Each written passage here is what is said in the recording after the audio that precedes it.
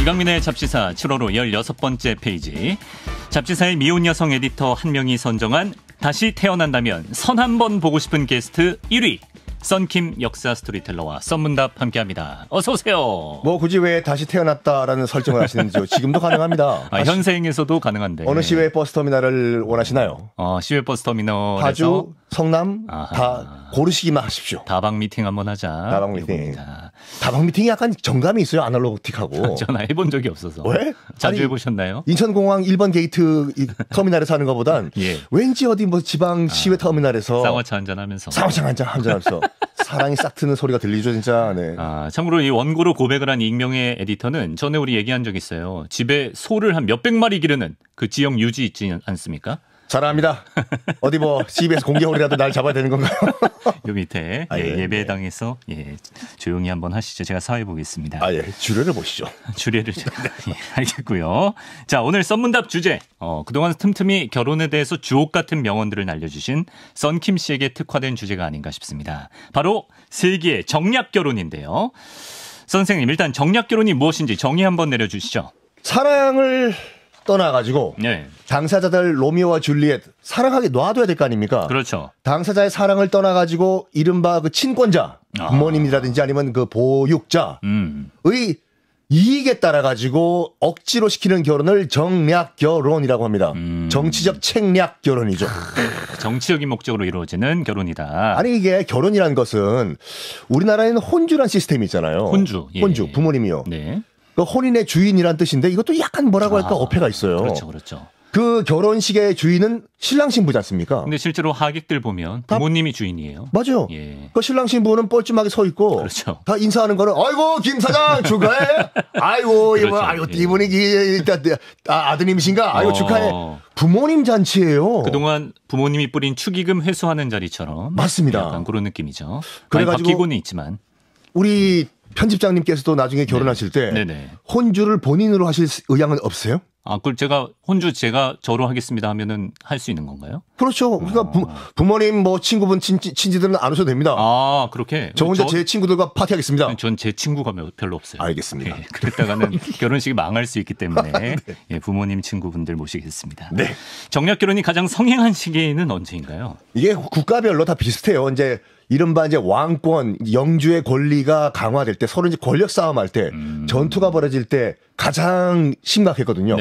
뭐 우리나라 같은 경우에도 방금 아까 오프닝 때 말씀하셨던 백제와 신라 서로 권력 다툼을 할 때 서로 정략 결혼 많이 했고 백제 성왕의 딸을 신라 진흥왕에게 보냈죠. 그리고 일본 같은 경우에는 그 아시다시피 전국 시대 있지 않습니까? 임진왜란 전 100년 동안 치고받고 싸웠던 영주끼리 이때 정말 정략 결혼 많이 했어요. 그렇구나. 그러니까 내가 이강민상 누구야 또? 내 딸을 이강민상에게 며느리로 보내니까 우리 화해하고 싸우지 맙시다. 오케이 다이저브가 다이저브 해서 시집을 보내요. 그러면서 뒤통수 치고. 실제로 정말 무섭다. 당시 100년 동안의 전국 시대를 그린 대망이란 소설이 있거든요. 그거 읽어보면 정말 이렇게까지 해야 되나 싶을 정도로 딸을 희생을 시켜요. 그러니까 딸을 시집 보내고 뒤통수 치면 그 딸의 입장은 뭐가 되냐고. 그러니까 너는 죽어라 이거요. 우리 가문을 위해 가지고. 그런 도구. 그런 케이스가 상당히 많습니다. 그런 식으로 정략 결혼이 굉장히 약간 극단적인으로 흘린 케이스도 많았는데 그래가지고 전국 시대를 결국에는 나중에 도쿠가와 이에야스가 통일하잖아요. 제일 처음에 한 조치가 그거예요. 뭐죠? 영주끼리 정략 결혼 금지. 이제 정략 결혼 금지. 그때 딱 그 조치부터 때리는구나. 알겠습니다. 뭐 이 얘기는 나중에 또 하면 좋겠고요. 오늘 우리가 세기의 정략 결혼 풀어볼 얘기는 유럽편입니다. 유럽편. 차례로 만나보겠습니다. 먼저 영국 역사상 가장 문제적 인물이자 스캔들 메이커로 불리는 헨리 8세와 아라곤의 캐서린 사이의 정략 결혼 이야기를 풀어보겠습니다. 어떤 이야기인가요, 선생님? 영화 천일의 N. 대학 때 보여줬어요, 교수님이. 네? 대학교 때요? 예. 관련 과목이었어요. 무슨 전공을 하셨길래? 전공이 아니라 교양 과목이었는데.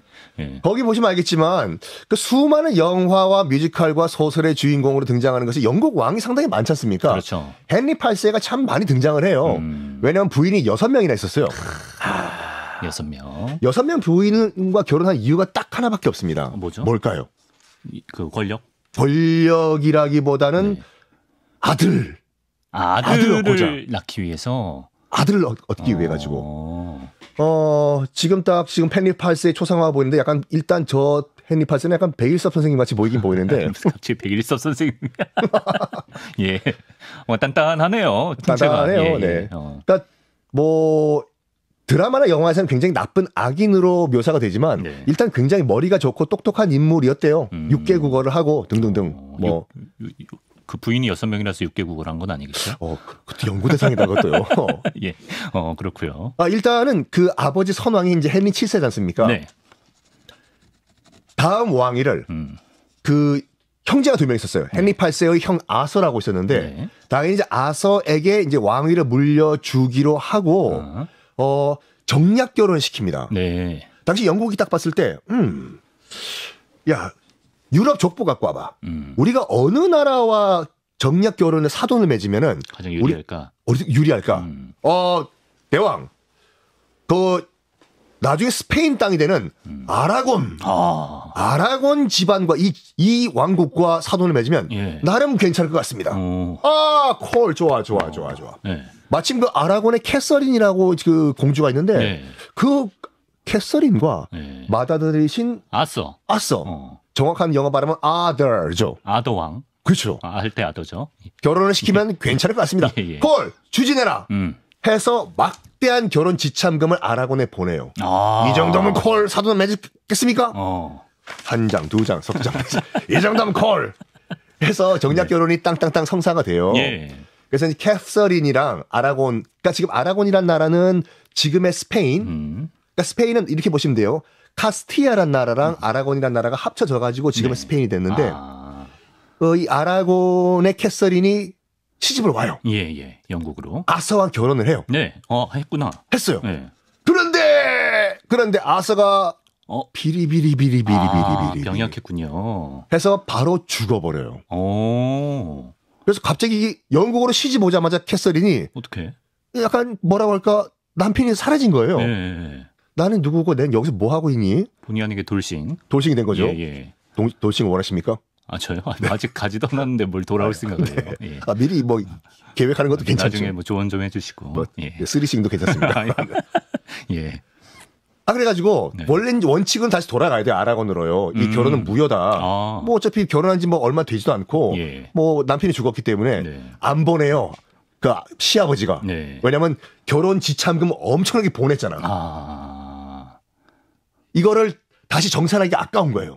아니, 그럼 뭐 데리고 있어서 뭐 하냐고. 네. 그러니까 서로 주고받은 돈 네. 정산해보니까 자기가 손해인 거예요, 이게요. 네.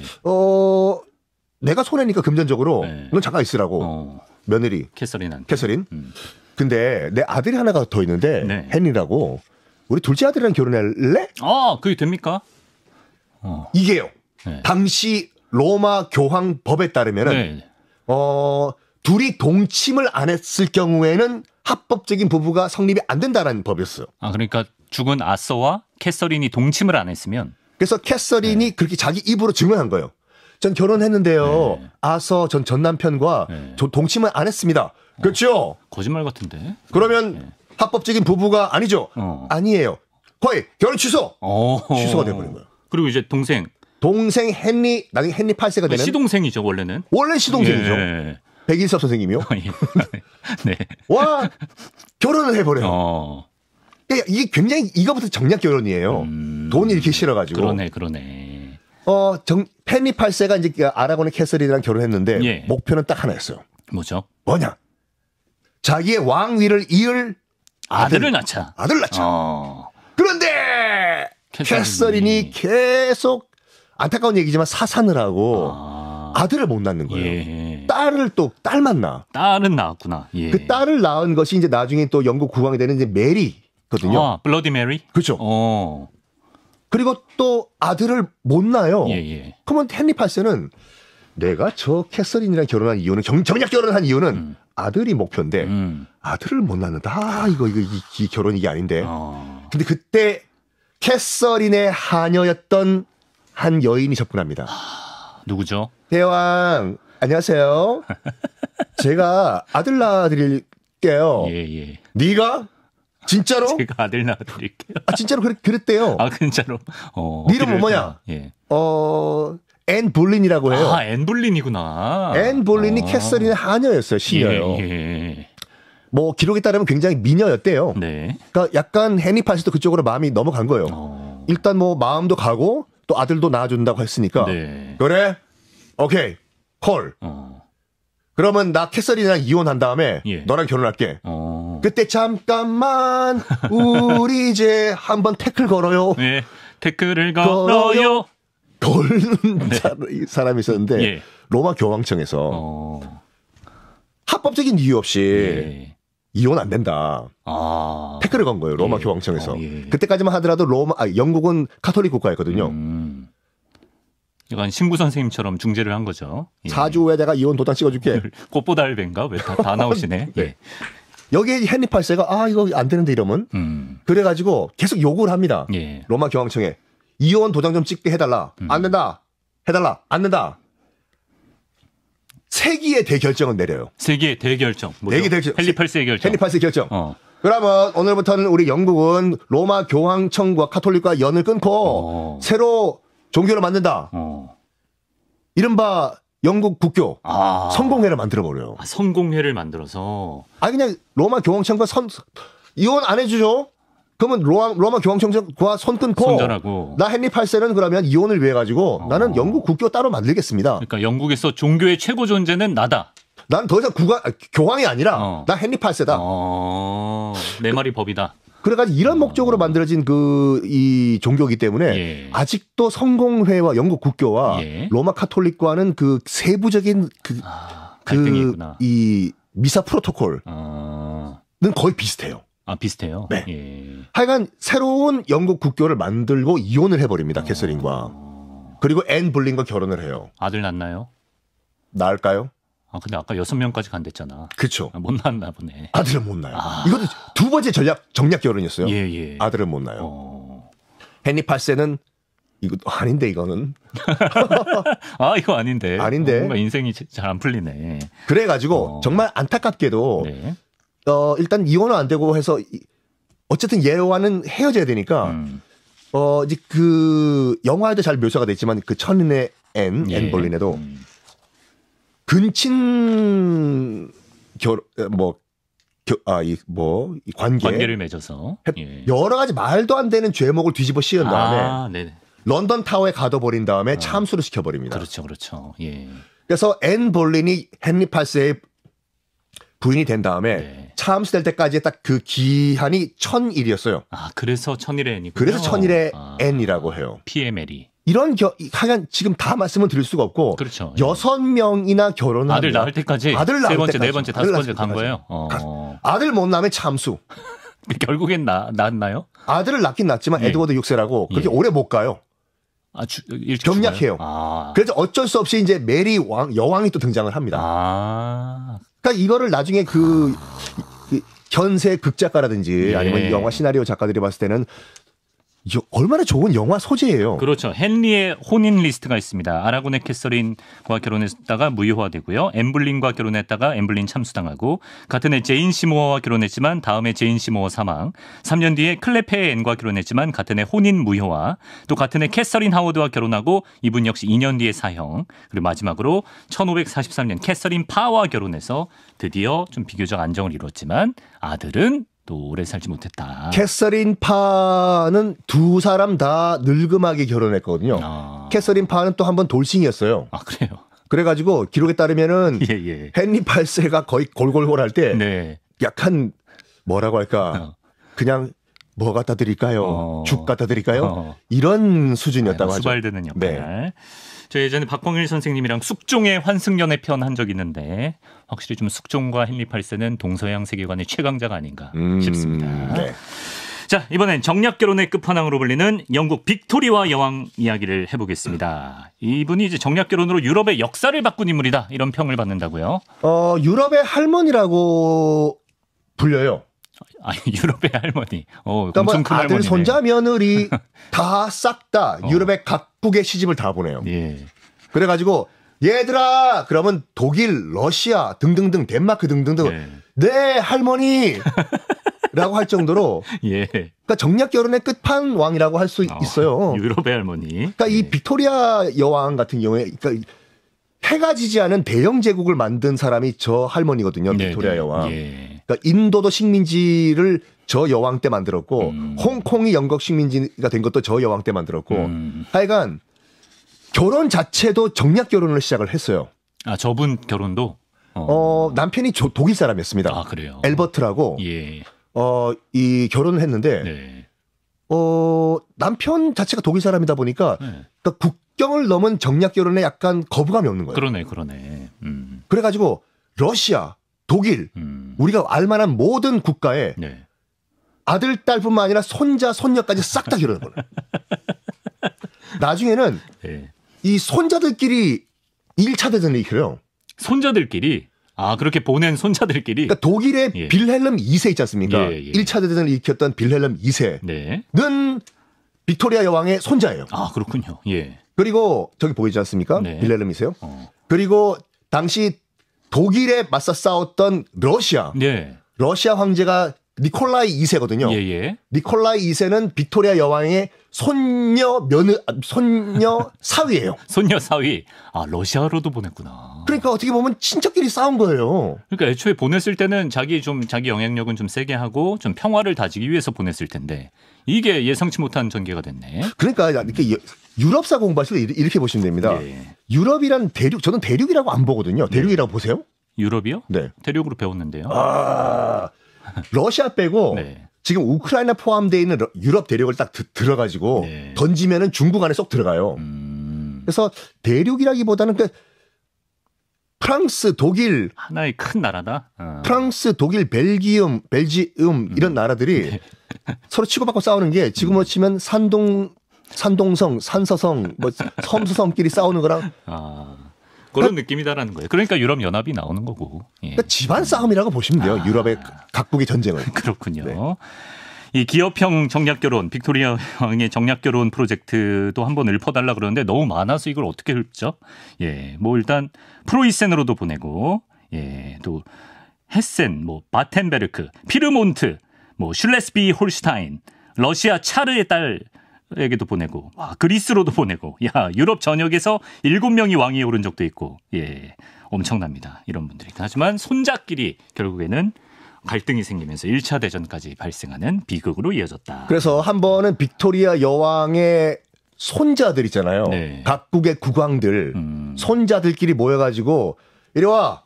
우리 할머니 연합해가지고 우리 할머니를 우리 또 기념하면서 우리 한번 저녁이나 먹을까 해서 사진을 찍은 게 있거든요. 그래요? 그러니까 손자, 남자들끼리 모여가지고 다 똑같이 생겼어요. 딱 봐도 그러니까 얘기 안 해도 할머니가 빅토리아 여왕이구나. 각국에서 모여들었다.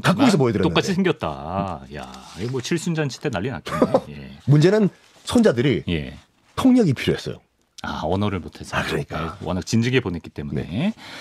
자, 세계의 정략결혼 알아보고 있습니다. 이번에는 600년 동안 유럽을 지배한 합스부르크 가문의 정략결혼을 만나보겠습니다. 합스부르크 가문은 사실 잘 알려졌죠. 근친혼으로 흥했다가 근친혼으로 멸망한 뭐 유일한 왕조다 이런 얘기도 있잖아요. 합스부르크 가문 같은 경우에는 그러니까 빅토리아 여왕을 제외하고는 뭐라고 할까 이 정략결혼의 거의 끝판왕이거든요. 지금 오스트리아 쪽이죠. 오스트리아에서 시작을 했어요. 정확하게 알고 계시네. 역시 편집장이십니다. 합스부르크 가문이 왜 이렇게 떴는지 아십니까? 왜죠? 스위스 알프스의 정말 이름 모를 정말 누구 합스뭐 할 정도의 별 볼 일 없는 집안이었어요. 그래요. 당시 저때가 이제 그 신성 로마 제국 시대였는데 신성 로마 제국 황제를 서로 안 하려고 해요.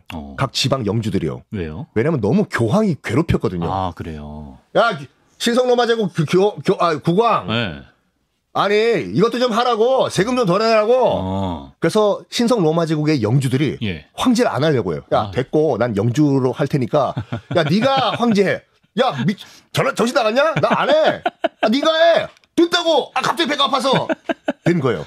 그래서 한 25년인가 공석이 돼버려요. 25년 동안 신성 로마 제국 황제 자리가. 야, 근데 황제 자리가 비면 안 되지 않냐? 그렇죠. 누구 없냐? 네. 했더니 저기요. 제가 하면 안 되겠습니까? 너 누구냐?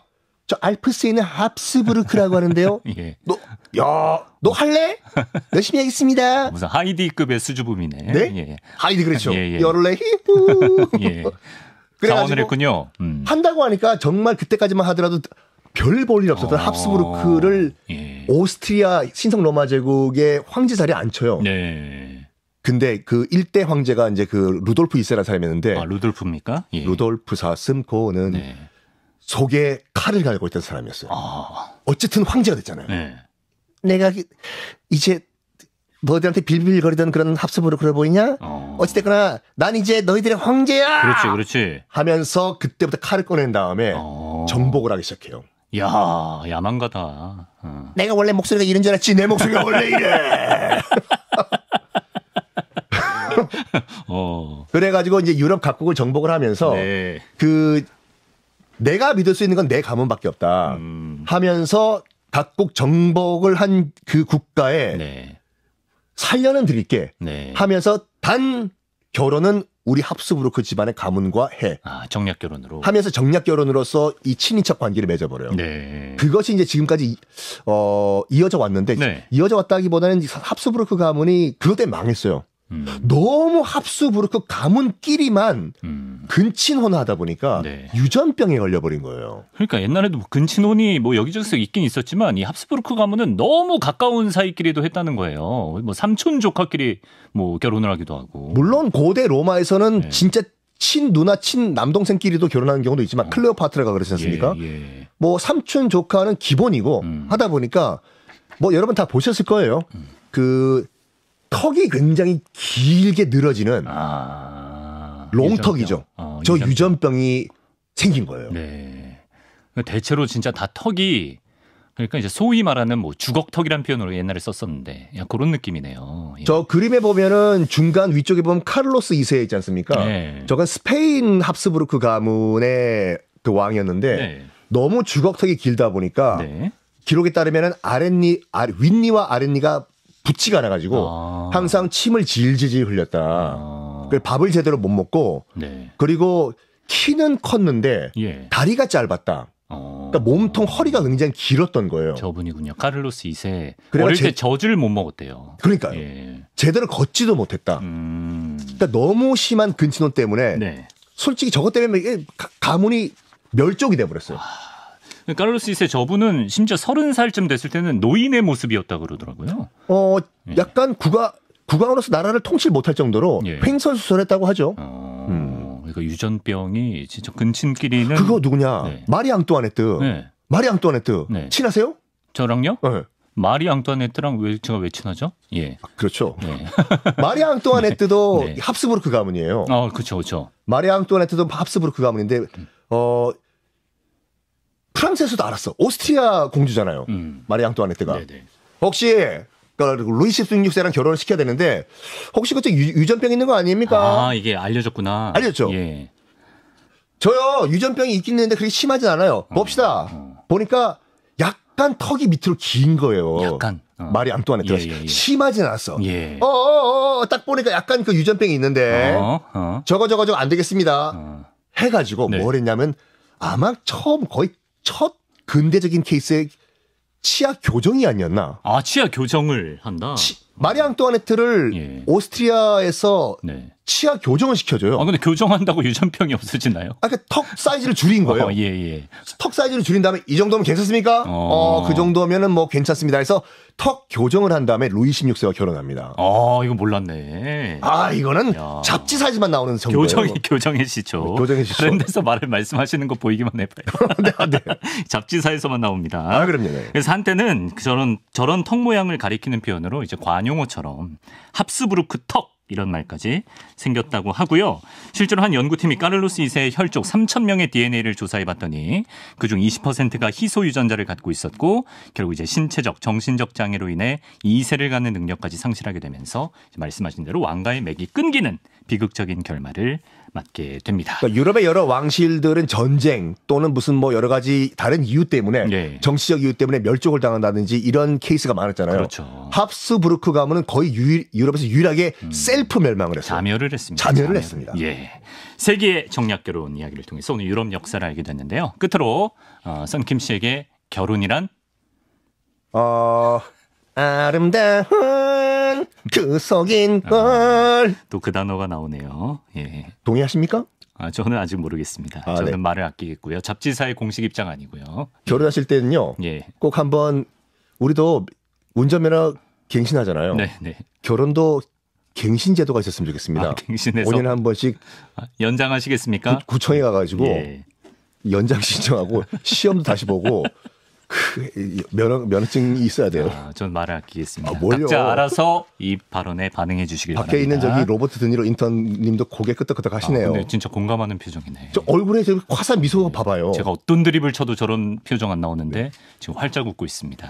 공감하시는 거예요 지금요. 우리 나이 때는 다 공감해요. 예, 사모님도 잡지사 보는 걸로 알고 있는데. 알겠습니다. 감사합니다. 오늘 집에서 심지어 큰 TV로 틀어놓고 보는데 오늘 아주 어색한 장면 펼쳐질 것 같습니다. 숙직실에서 주무시겠네요.